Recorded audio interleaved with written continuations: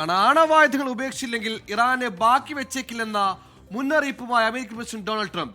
ഇറാന്റെ പരമോന്നത നേതാവ് മുജ്തബ ഖമനേയി കൊല്ലപ്പെട്ടിരിക്കാമെന്നും ട്രംപ് ആവർത്തിക്കുന്നു. അതിനിടെ പശ്ചിമേഷ്യയിൽ കരയുദ്ധ ഭീതി തുടരുന്നതിനിടെ ബ്രെന്റ് ക്രൂഡ് ഓയിൽ വില ബാരലിന് $116 മുകളിലെത്തി. കുവൈറ്റിലെ കടൽ വെള്ള ശുദ്ധീകരണ പ്ലാന്റ് നേരെയുണ്ടായ ഇറാൻ ആക്രമണത്തിൽ തമിഴ്നാട് സ്വദേശി കൊല്ലപ്പെട്ടു. UAE-യിലും സൗദി അറേബ്യയിലും ബഹ്റൈനിലും ഇറാൻ ആക്രമണം തുടരുകയാണ്. ആദ്യം മധു കൊട്ടാരക്കരയിലേക്കാണ് ന്യൂജേഴ്സിയിൽ. മധു കൊട്ടാരക്കര, നേരത്തേക്ക് പറഞ്ഞതുപോലെ തന്നെ ഒരു ഭാഗത്ത് മീഡിയേഷൻ തുടരുന്നു, ഒരു ഭാഗത്ത് ഈ പറഞ്ഞതുപോലെ ചർച്ച തുടരുന്നു, മറുഭാഗത്ത് ആക്രമണം തുടരുന്നു. ഒരു പരിസമാപ്തി, ഒരു സമാധാനം, അത് എത്രത്തോളം അകലെയാണ്? എന്താണ് നിലവിൽ ഇറാന് മേലുള്ള ട്രംപിന്റെ പുതിയ കണ്ടീഷൻസ്? ആ കണ്ടീഷൻസിലേക്ക് ട്രംപ് വരുന്നുണ്ടോ? ഈ ആർബിട്രേഷൻ ചർച്ചകൾ ഏതുവരെ എത്തി?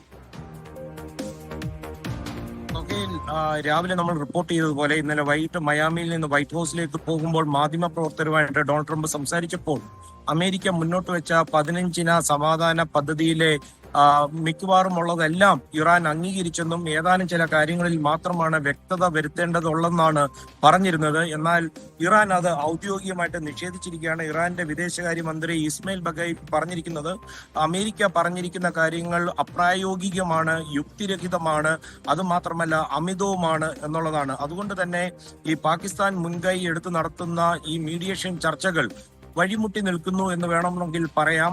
പാകിസ്ഥാൻ തന്നെ ആ രീതിയിലുള്ള ഒരു അവരുടെ ഭാഗത്തു നിന്ന് ഒരു പ്രതികരണം വന്നിട്ടുണ്ട്.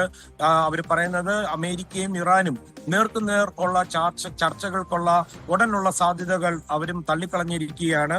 അതേസമയം നമ്മൾ നേരത്തെ റിപ്പോർട്ട് ചെയ്തതുപോലെയും അല്ലെങ്കിൽ ഈ യുദ്ധം തുടങ്ങുന്നതിന് മുന്നേയും ഈ യുദ്ധത്തിന്റെ അവസാനം ഒരു വൈൻഡിങ് ഡൗൺ എന്ന് പറയുന്ന ഒരു ഘട്ടത്തിലേക്ക് എത്തി എന്ന് വേണമെങ്കിൽ കരുതാം. അതുകൊണ്ടായിരിക്കാം ഇത്രയധികം ഒരു സൈനിക വിന്യാസം അമേരിക്ക നടത്തിയിരിക്കുന്നത്. അതായത് പാരച്യൂട്ട് ട്രൂപ്പുകളെ ഉപയോഗിച്ച് അവിടെ കരയിൽ ഇറങ്ങി അവർ ലക്ഷ്യം വെച്ച കാര്യങ്ങൾ അത് സമ്പൂർണ്ണതയിൽ എത്തിയോ എന്നുള്ള ഒരു പരിശോധനയ്ക്കായിട്ടായിരിക്കാം. അല്ലാതെ മറ്റുള്ള രീതിയിൽ ഏതെങ്കിലും കരയുദ്ധം ഒരിക്കലും അമേരിക്ക അങ്ങനെ നടത്തത്തില്ല. ഇപ്പോൾ പെന്റഗൺ അമേരിക്കൻ പ്രസിഡന്റ് മുന്നിൽ ഈ സൈനിക നീക്കത്തിന് വേണ്ടിയുള്ള പല ഓപ്ഷൻസുകളാണ് നൽകിയിരിക്കുന്നത്. അതിലെ ഏത് ഓപ്ഷൻസ് വേണമെങ്കിലും ട്രംപിന് തെരഞ്ഞെടുക്കാം. അത് മാത്രമല്ല ഈ മുന്നോട്ട് വെച്ചിരിക്കുന്നത് മുഴുവൻ ഒരു ചീഫ് കമാൻഡർ ഇൻ ഓഫീസ് എന്നുള്ള രീതിയിൽ തള്ളിക്കളയുകയും ചെയ്യാം. അമേരിക്കൻ സൈനികർക്ക് ഒരു ജീവൻ വെച്ചുകൊണ്ടുള്ള ഒരു കളിക്ക് ഡൊണാൾഡ് ട്രംപ് തുനിയുമെന്ന് ഒരു രീതിയിലും നമുക്ക് കരുതുവാനും പറ്റത്തില്ല. അതുകൊണ്ട് തന്നെ ഇതൊരു വൈൻഡിങ് ഡൗണിലേക്ക് എത്തുകയാണ് എന്നുള്ള രീതിയിൽ തന്നെ വരാം. പക്ഷേ ട്രംപിന്റെ പ്രസ്താവന വന്നതോടുകൂടി ക്രൂഡ് ഓയിൽ, അതായത് ബ്രെന്റ് ക്രൂഡ് ഓയിലിന്റെ വില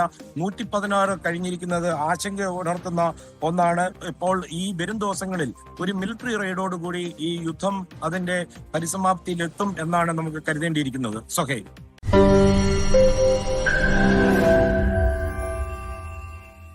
ലോകത്തെവിടെയായാലും ഏത് സമയത്തും 24 വാർത്തകളും ഓഗ്മെന്റഡ് റിയാലിറ്റി പാക്കേജുകളും എക്സ്പ്ലെയിനറുകളും വിശദമായി കാണാൻ ഞങ്ങളുടെ യൂട്യൂബ് ചാനൽ നിങ്ങൾക്ക് സബ്സ്ക്രൈബ് ചെയ്യാം.